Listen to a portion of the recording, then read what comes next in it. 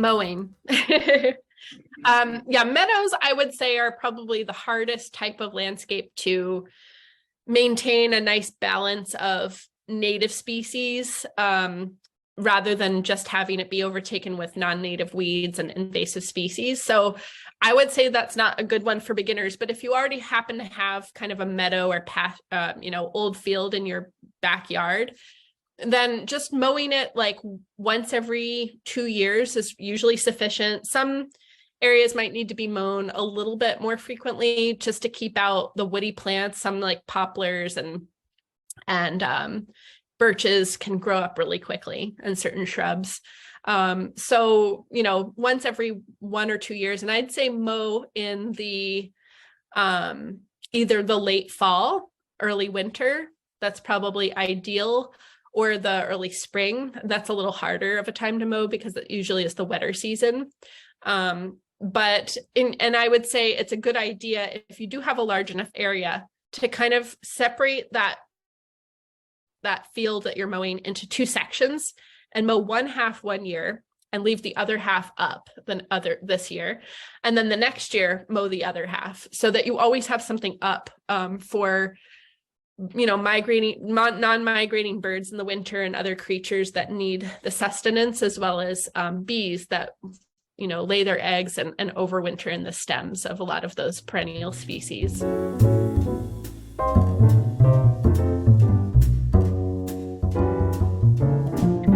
In a lawn, no, but I have used it a lot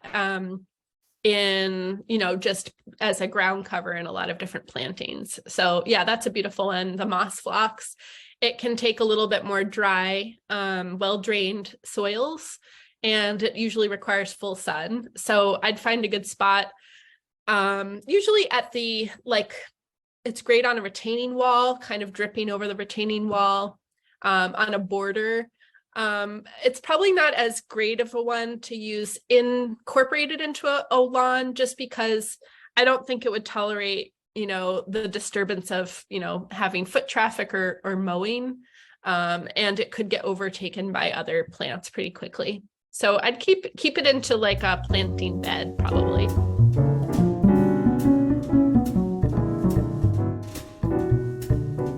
Yeah, I didn't really address this, but I'm really glad that Doug Tellamy did a little bit. We also teach a class on leaving your leaves that goes into a lot more detail about this. So definitely look on our website. We usually teach it in the fall because that's when people are thinking about leaves. But I would say, one of the first steps to managing your leaves, by, letting more leaves fall and accumulate so that you can have overwintering places for those caterpillars and cocoons that stay in the leaf litter, as well as other things like lightning bugs and salamanders, frogs, bumblebees. There's actually a lot of different life in the leaf litter throughout the whole growing season. But one of the first steps is to shrink your lawn, because when you shrink your lawn and increase the planting areas, you have more spaces for the leaves to go. And generally, it's not a great thing. Like, a lot of ground covers and lawn can be kind of easily smothered by leaves. So you do kind of need to do some raking of the leaves off of a lawn area or an area where you have low ground covers, but you can still, either, if you have an excess of leaves, you can kind of make a pile of them somewhere on your site and let them compost and break down in place, and then spread them out onto your garden beds in the growing season. Or you can just kind of load them into other areas where they tend to get thinned out by getting blown away. It can be a challenge though, every site's different. So one thing that I've actually learned from my previous supervisor when I was a horticulturist at Garden in the Woods, Uli Lorimer, he actually is the director of horticulture at Garden in the Woods now, and he worked at Brooklyn Botanical Garden as the native plant curator for 14 years. And he did a lot of work by himself or with one other volunteer. And so he had to find strategies for leaf management that wouldn't, break him, because it was just 1 or 2 people doing it. So he would actually he took some time and he studied the landscape a little bit. He took a good season or so and kind of observed where leaves tend to gather and pile up and then where they tend to blow off. So, if you think about it, like the convex or kind of the little knolls or the convex kind of landforms, oftentimes leaves are blowing off those and you can't keep leaves on them. That's a great place for those plants that would otherwise get smothered by leaves, like Iris cristata, dwarf crested iris, or other ground covers. And then for the areas that tended to, get, inundated with a lot of leaves, like the lower portions of the landscapes, the dips, the dells, the more concave places that absorb a lot of leaves, you could place stronger stemmed plants there, things like coneflowers and actaeas, which are snake roots, and bugbanes, and other species, shrubs, things that, can pierce through those leaves in the spring more easily. So those are just a couple ideas, but we go much more into depth with that in our Leave the Leaves class.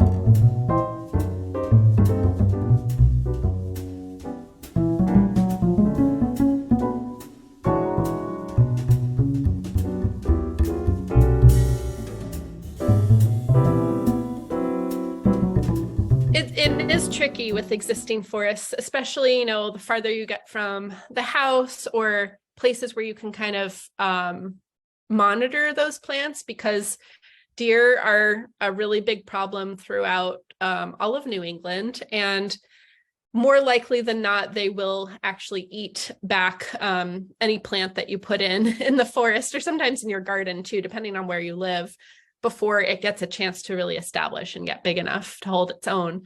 But you can plant things with, a cage around them, like a hardware cloth cage, and trees and shrubs, and until they get big enough to be out of reach of the deer.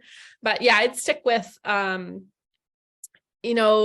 trees and shrubs that you think will grow quickly enough. Like, I think black birch or yellow birch would be really nice. There's a number of other species, mountain laurels and rhododendrons, azaleas. There's all sorts of different ones. There's not really a lot of truly deer resistant plants.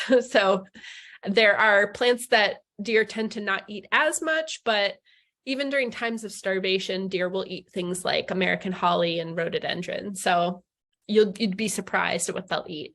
So definitely keep plants caged. In your own garden, you can actually,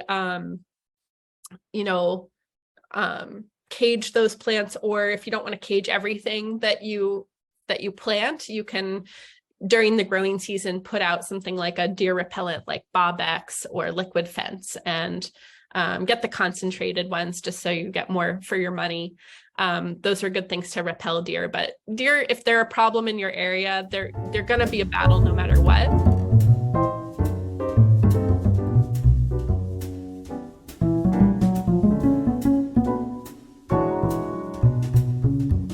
And for planting under conifers, I would say heath family plants are great because they tolerate acidic soils that are usually under conifers, and also the deep shade a lot of the time. So that would be low bush blueberries and huckleberries. And then there's some other types of plants like Canada Mayflower and Pennsylvania sedge and wintergreen, partridge berry. Those are great plants for planting under conifers. Even bunchberry, if you live in a northern area, if you live in like northern or mid New Hampshire or Vermont or Maine, bunchberry will grow near you, and we sell the seeds of bunchberry, so you can get them and grow them from seed and then plant them in your yard. So thank you very much.